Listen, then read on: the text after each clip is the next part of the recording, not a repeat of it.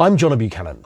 Now, a little while ago, we made a video called Ear Candy Tricks, where what we did was to take a vocal part within a pop record and to use the source material of that vocal to find some little moments, some production moments where we turned that vocal into a variety of little treatments just to keep our listeners guessing and to kind of enrich the production process of a track like that. And I'm delighted that that video prompted some interesting comments and that people found it quite inspiring, I think. And it made me realise that actually that approach to production is just as applicable to instrumental music as it is to vocal music. So what we're going to do is to return to the theme of ear candy moments to see whether or not we can turn a basic little piano phrase into a rich production only using the piano as the source material for all of the other sounds that we might curate around that phrase. So what we're going to do before we do anything else is to record the phrase we're going to be working to. So what I've done is to fire up a sound from the library called worn tape piano, which I'm fond of. It's kind of wobbly and a bit old sounding. And what we're going to do is just to record a sort of abstract little phrase, and then we'll see where we can take this part. So let's just record that first.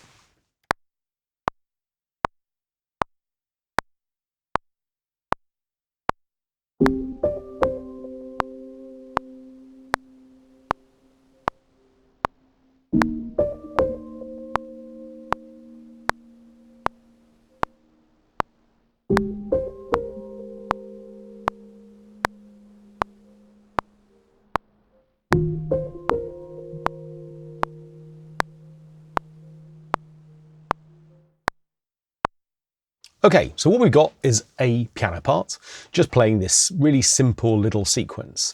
And what I'm going to start by doing is just quantizing it so all of these notes are absolutely bang in time. Shortest note value that I've played is an eighth note, so we'll just quantize to eighth note. So let's just remind ourselves of what we've got. I'm going to use the useful key command, Command and U, and what that does is to put a loop round the currently selected region. Quite a useful key command, that one.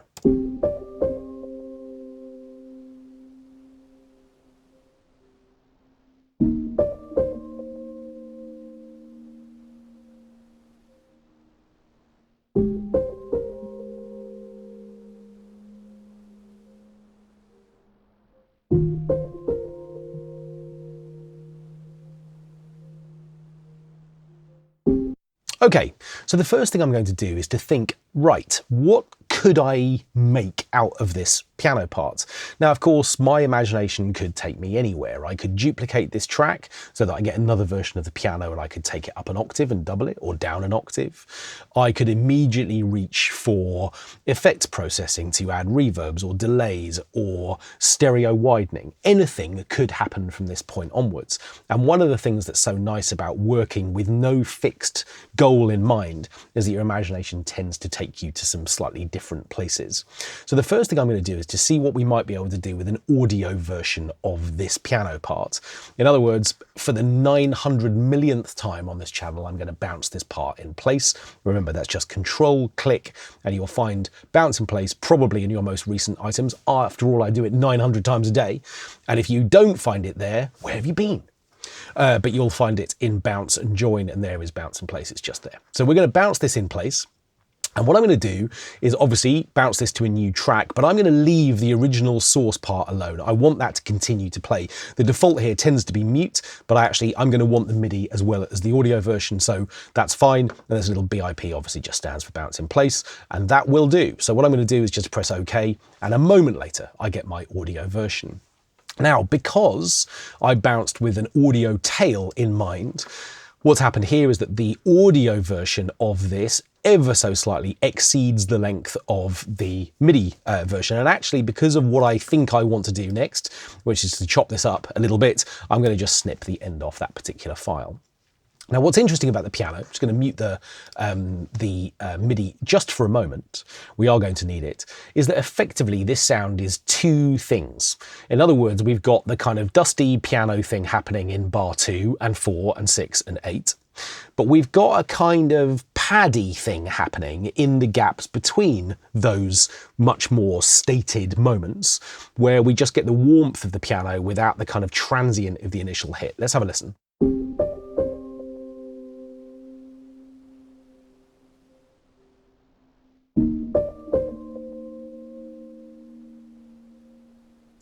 So in these places, in these gaps, I think we might be able to find an interesting little texture, which maybe belongs in some way to a kind of pad universe rather than just to a sort of piano-y one. And it feels to me like probably the pad sound starts around here, sort of beat 3, once we've had the piano.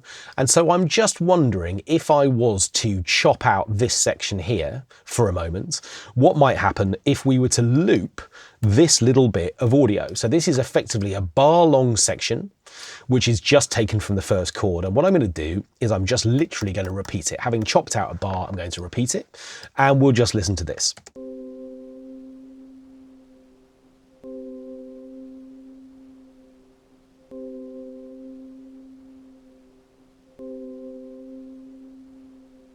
Mesmerizing, isn't it? Okay, so obviously we've got a little click at the point where one region gives way to another, and that's fine. We can easily solve that. We're going to do that by coming up here, and we're going to specify, instead of a fade out, instead we're going to specify the equal power crossfade, and I'm going to just put a fade value of 120 milliseconds. I'm going to just guess something around that, and that should get rid of our clicks.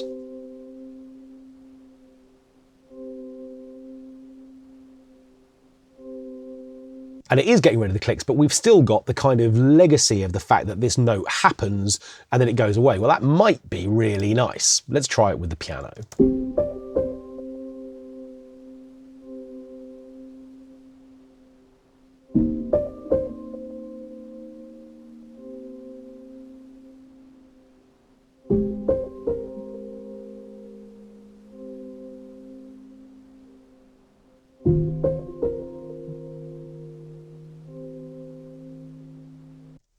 I'll see you in the morning. Okay, sorry, it's having that sort of effect on it. It's nice, isn't it? Okay, so that's one way that we could do it. Now, another thing to say would be, if we don't want this kind of crossfade, if we do kind of want the attack of that slight little impact happening at the beginning of each region, what we could do instead of using a crossfade, instead would be to use a fade in. So in other words, what I'm going to do is I'm going to get rid of these all together, and I'm going to use a literally 2 millisecond fade in. That should take the little click out of the audio file without sort of removing the percussive start of this sound altogether. And instead of a crossfade, what I'm going to do is to specify fade out here again. And maybe what we'll do is to have, I don't know, perhaps a 300 millisecond fade out on the end, maybe longer actually. Let's take that up to a second and just see what that sounds like. Now it looks like I've got a fade in on this first region, but not on the others. So what I'm going to do there is just to add my 2 millisecond fade in to all of these other versions of this audio file.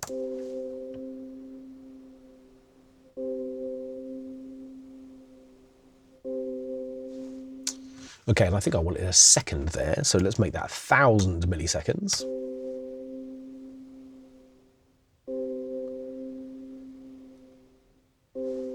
That's nice. It almost sounds like a sample now.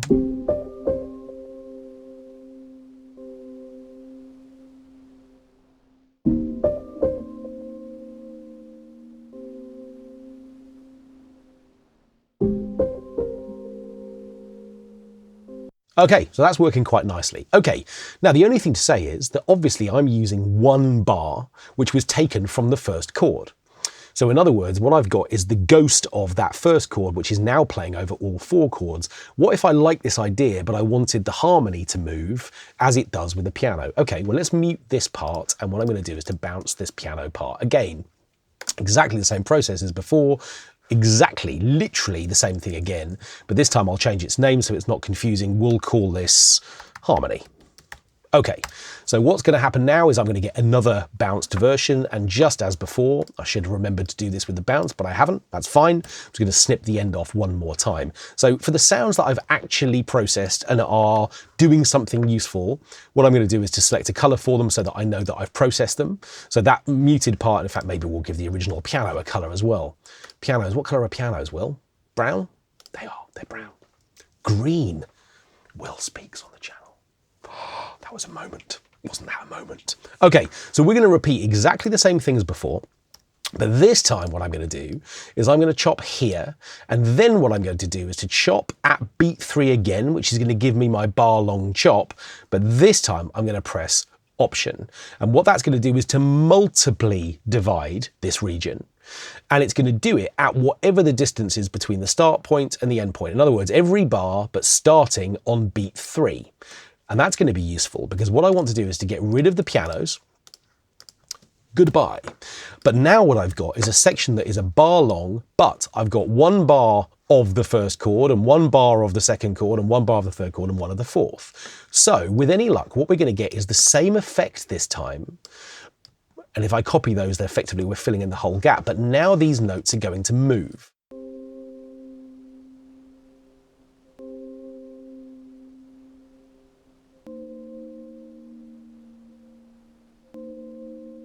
Okay, we've got our clicks back, but again, we know how to fix those. Let's just listen to how that sounds with this part now moving alongside the original chords.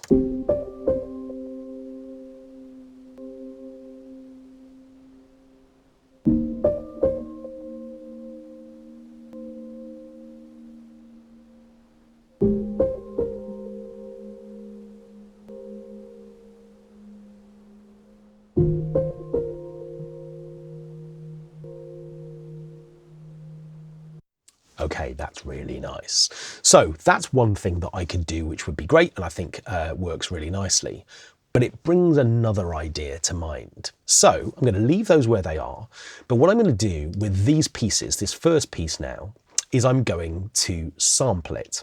Now, the only thing that we've got happening at the moment is that this part is effectively playing forwards. In other words, because it's been sort of sampled, recorded from the original MIDI, what that's doing is to give us the decay time of that note happening as it does in the piano. What I'm interested in trying is to see whether or not I can create a little loop out of this section in the sampler, which then maybe plays forwards and backwards. Now, there are a couple of ways I could do this. I could turn this second one into its own unique audio file, and then I can reverse it, and that would achieve the result for me. In other words, I can reverse it here. But I'm going to just see what happens when we sample it. So I'm going to take this first note here, I'm going to drag it down here, I'm going to just drag it across to here, and what this allows me to do is to take it straight into the quick sampler. I'm going to take it into the original version of that as opposed to the optimized version. And what that will do is to give me an opportunity just to literally sample that sound. Now, by default, the root key is going to be C3, which, if I've got my octaves right, is this note. Okay, and because I've sampled exactly a bar of audio, it makes sense that that's going to last for exactly a bar, which means, in turn, that if I select an alternate loop, what's going to happen is that it's going to play all the way forwards and then it's going to play all the way backwards. In other words, it's going to bounce off the endpoint.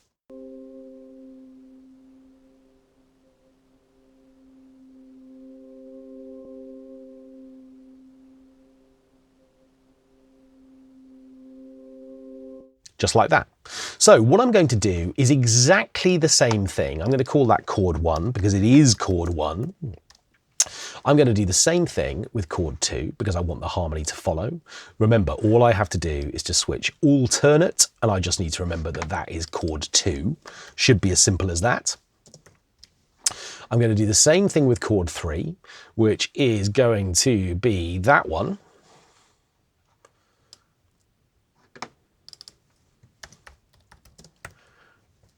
And I am going to create an alternate loop there as well, just to mix it up and be different. And then the same thing again with the fourth one. Now, obviously, the advantage of doing this in the sampler is that what I could potentially do would be to create different loop lengths for the 4 different chords. But before we get to there, let's replace this part that we've created with our sampled version instead. So I know that on C3, what I have a chance to do is to trigger that note. So we'll just do it. We're going to draw this in. There is my note. And I'm going to make that last as long as it needs to fill in the two bars of it. So in other words, that is going to be shift and backslash, which is going to give me my forced legato notes. And remember that all of these chords are triggered on C3. So if I copy that region to all 4 of these, I should get the harmony moving. I should get the forwards and backwards loop sort of action I want, and we've effectively applied that to all 4 chords.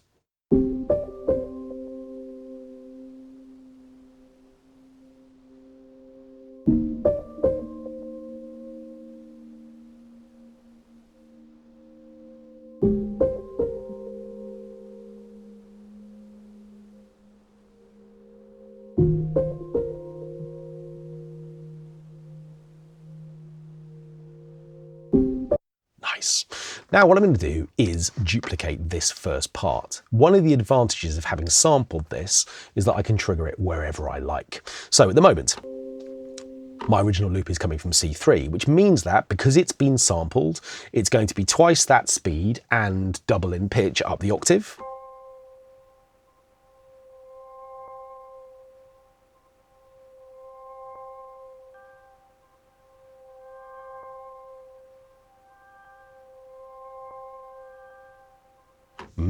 So now what I'm doing is I'm playing this an octave higher.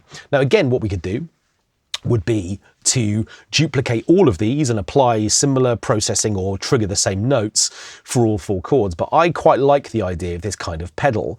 Now, obviously, an octave higher, it's going to be exactly twice the speed. Okay, but what I'm going to do is to play C and G,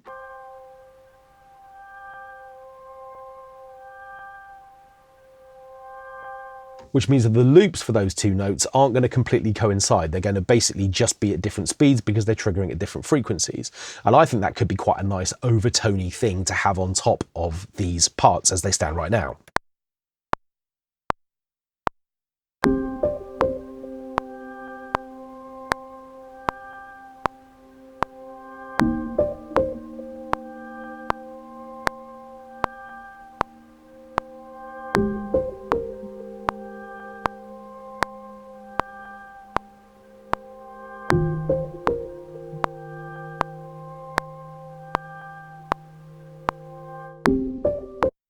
Okay, and that's nice. Okay, so we now find ourselves in a situation that happens quite a lot in Logic, which is that I have recorded these 2 notes, and I know I've recorded them, and you've just seen me record them, but I can't see them within this region. And the reason for that is that I've played them ever so slightly early. I do that a lot, have you noticed that?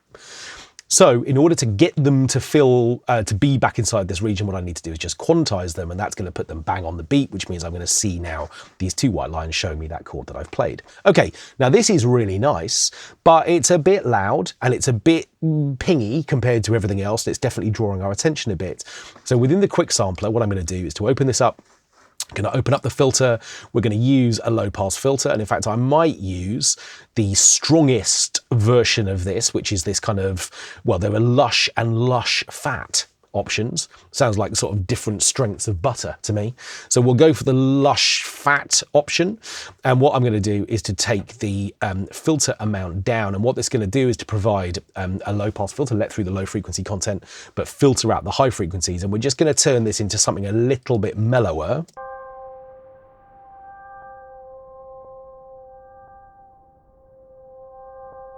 Nice. And what I'm also going to do is I'm going to wash this out with some reverb.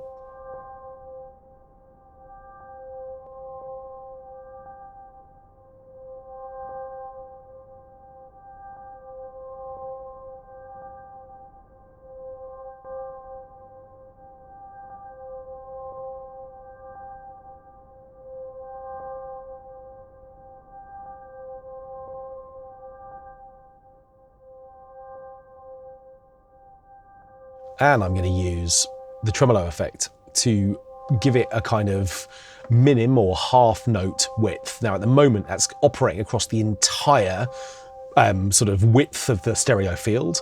If that feels too extreme, actually I really like it, but if it did feel too extreme, I can back that down here using the depth control. But the other thing that's really worth noting is that at the moment the tremolo is coming after the reverb.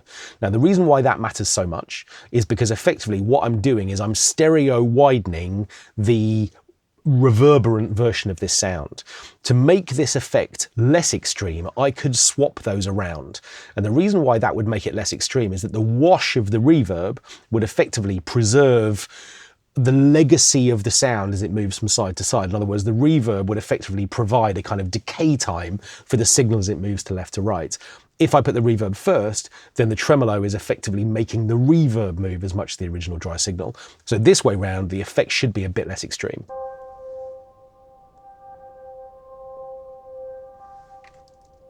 And it is, but it's nice, isn't it? Should we hear that with everything else?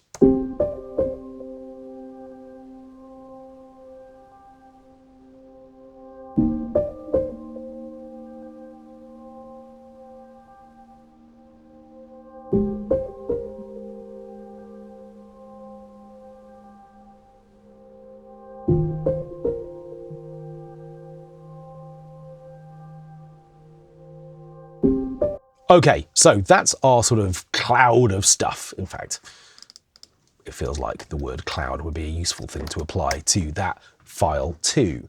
Now, the next thing I'm kind of interested to do is to see if we can make something rhythmic. Now, I've already sampled this sound any number of times, but what I've tended to do is to bounce it to audio first. What I'm going to do this time is just take the entire piano part and I'm going to put that into the quick sampler. So this is going to sample the entire phrase, and in a way that's massive amounts of overkill for what I'm actually intending to do, which is that what I want to do is to just use the very beginning of it. Now, by default, what will actually happen when we quick sample a phrase like this is that it will offer a number of different modes, and you can see that the mode that I've been presented with is what's called slice mode. And what this does is take each piece of the detected audio and to allocate it to a different key. So C3 I think is here, which means that's going to be C2, which means that C1 is this first slice here. It's quite fun doing that, putting in a word between each note. So effectively I could replay my phrase chromatically, which would go like this, I guess. Oh, I need the next phrase too. That's quite a hard thing to do.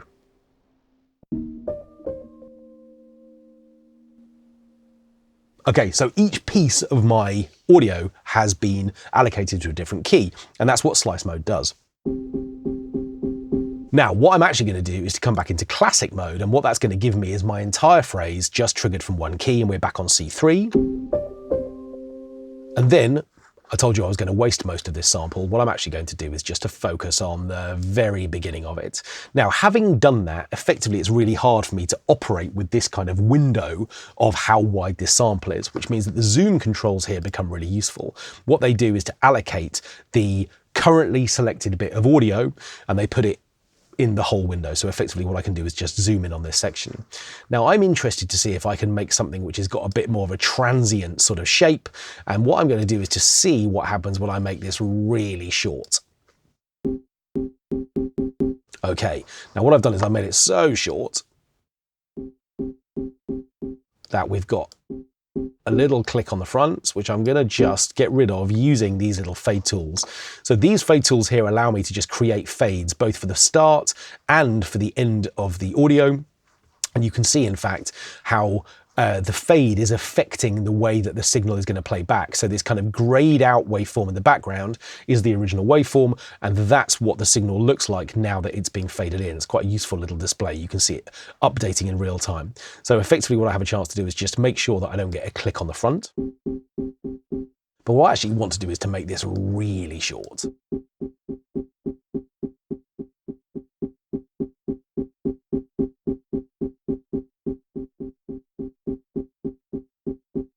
Okay, yeah, we're going to go with something like this. Now, one thing that's really worth knowing is that we've imported this sound and we've literally just quick sampled it, dragged and dropped it effectively into the sampler.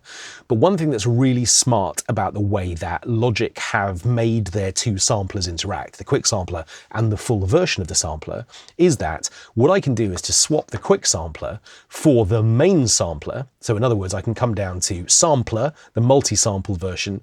I can swap this for the stereo version, and you'd think that this would get rid of my sound because it's a new plugin, but actually all it does is to update the it doesn't update the operating system. Let's be clear about that. It updates the interface and gives me the wider range of options I have for this sound now within the main sampler. So exactly the same sound, but now with all of the sort of potential new stuff that I could do as a result of this kind of extended interface. That's worth knowing. And the main reason for doing that is that I want a bit more access to the amplifier envelope. Now this is controlling the way that the volume is behaving for this sound, and it's here. Effectively, we can see that envelope 1 is assigned by default to the amplifier. Now what I want to do is to get rid of the sustain time altogether, and that's going to get rid of the sound altogether, because at the moment I don't have any decay time. As I increase this number,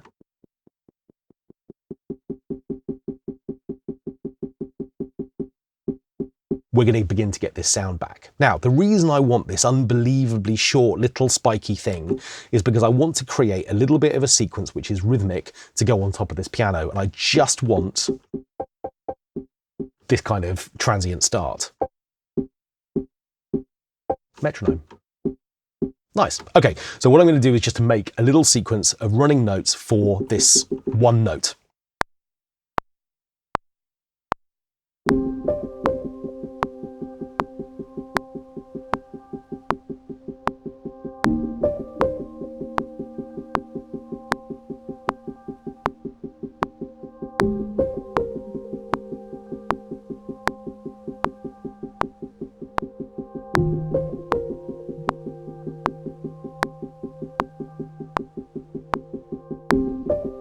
Okay, now I've deliberately recorded all 8 bars, and I've done that on purpose because I want this to have some rhythmic variety as this sequence plays through. Now, with that in mind, it might seem a bit odd that the first thing I'm going to do is to quantize it to 16th notes.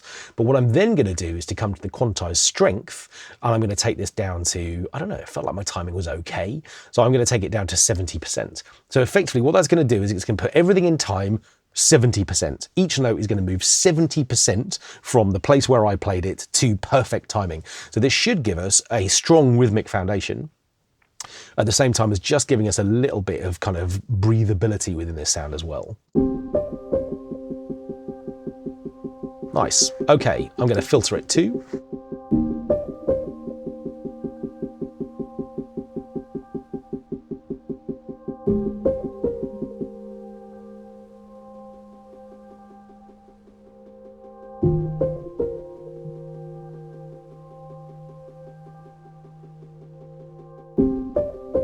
So I'm selecting this high pass filter, which is basically getting rid of the fundamental frequency of the note, giving us this kind of thin, ghosty thing, which feels nicer than just all of the body of that sound. But it would also be quite nice if the tone of this sound moved a little bit as well, rather than just being this kind of fixed thing. I want to introduce some movement to it. So to do that, what I'm actually going to do is to set up an LFO. I want to have an LFO trigger movement within this filter. So the way that I'm going to do that is like this. I'm going to choose a source. I'm going to use LFO 1 because it's not being used for anything else yet, the first available LFO. And then what I'm going to do is to choose the cutoff for filter 1, which is where we've set up our high pass filter. It's a hard thing to say. There we go. And that's done that. And then what I need to do is to choose the amount that I want that movement to affect the sound. And you can see the range, the orange range is being added to this. So effectively what I have a chance to see is how much movement from a range perspective is going to be added to the cutoff frequency as a result of assigning that LFO to it. And again, we're going to have to just do that by trial and error. So with this sound soloed, what I can then do is to come down here and to choose a couple of things about the LFO. So firstly, I can choose its shape. Do I want a sine wave? Do I want a triangle wave? Obviously, this will update to show me my choice. I think a sine wave is going to be right. I want it to flow backwards and forwards across, or at least to affect the cutoff frequency in a really sort of smooth way. And in fact, if I make this interface a little bit bigger, we might be able to see both of those things at the same time, kind of, almost. Okay. Next thing I need to do is to make sure that it's definitely clocked to tempo. This little button here basically says, yeah, I want this to be clocked to the speed of a note. And then what I have a chance to do is to choose that speed here. So 32 would literally mean 32 bars, far too many. I think we might need a sort of 2-bar movement, maybe. And the one thing I definitely need to be careful about here is that this key trigger button isn't on by default. I'll show you what it does. So if the key trigger is on, effectively the LFO is going to reset every time it receives a new note input. And of course, because I've triggered a note every 16th note, that's going to happen all the time. I can see that movement is being re-triggered every time. Whereas if I turn key trigger off,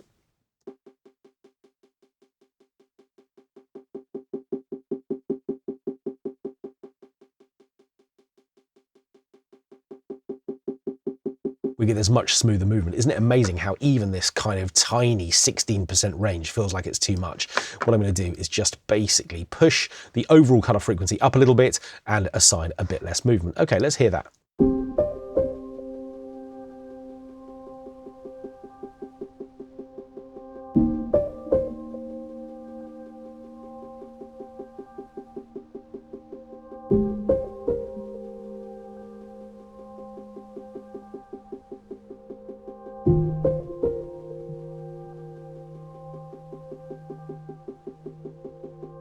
Okay, that's really nice. Now there's one more thing I want to do, which is to get a bit more weight and a bit more depth into this production as well. I want something which is going to feel a bit bassy. Okay, so I already know that this first chord here is being triggered on C3. How does it feel down here? It feels nice. So what I'm going to do is to duplicate this part, and I'm going to move it down here so that I know that this is part of its own thing rather than being part of the experience of these other 4 chords. I'm going to just call this bass note 1. And what I'm going to try and do is to see if I can find a loop that just feels like it's going to keep the sound a little bit more consistent. In other words, I'm going to select a much smaller area,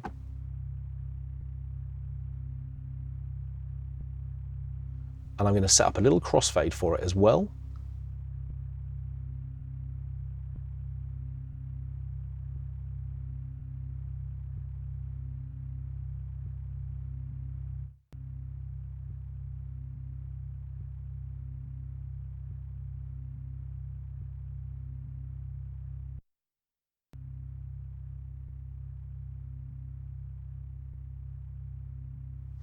Let's just see how this feels.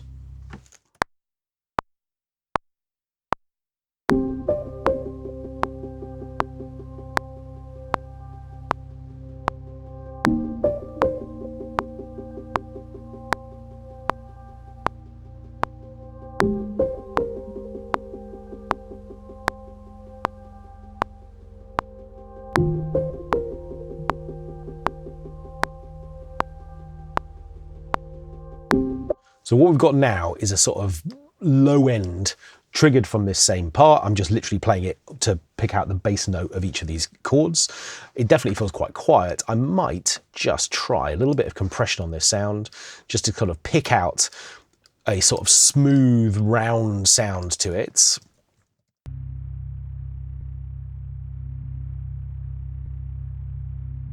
I quite like these little lumps in it as well.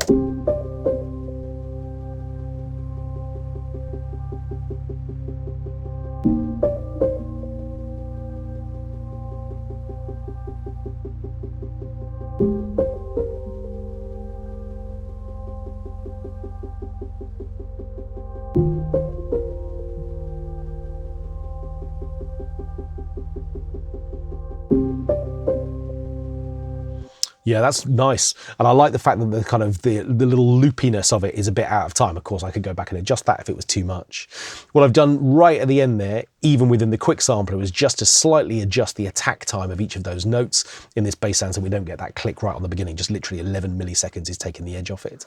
So what we've done is to create something percussive, something a little bit bassy, something that's kind of high in tizzy, and we've got this kind of loopy little pad thing happening. And all the while, all of that content has been taken from this piano part.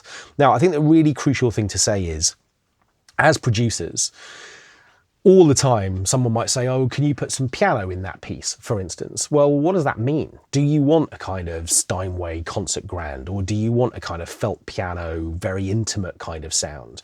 The sound of the sounds that we choose is what production is all about. And because these days our computers can play a million sounds at once, and we've got all of this choice, the temptation is always to add layers from new sounds and build up productions in that way. But just as we did with the vocal in the previous Ear Candy video, what we've done here in a very different context is to take our time to go exploring for different textures. And there are a million more things I could do. The kind of wonky, tapey nature of this immediately makes me think delay would be a nice thing to add here to certain parts. Obviously, we've only just touch the surface of what we could do potentially from a reverb perspective. All of the effects processing as well would be great. But what we've focused on a little bit here is some sampling technique in particular, to just go looking for some really interesting textures to put around our original piano part.